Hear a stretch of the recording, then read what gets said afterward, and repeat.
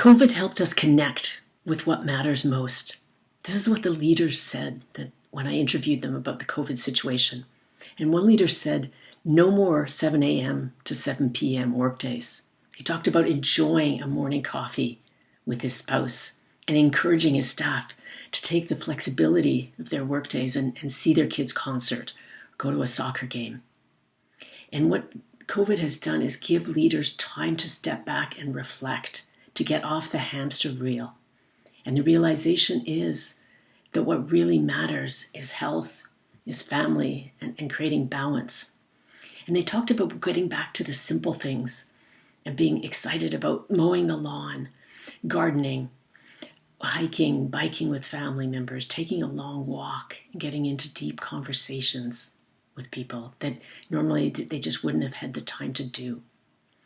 So it's really about getting back to the basics, and time with family became such a precious gift that it was actually outweighs the struggle that the COVID crisis brought.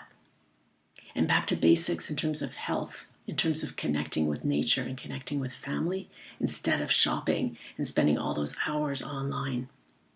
So my challenge to you as a leader is, can you take this notion of prioritizing what matters most to you and continue it on into 2021?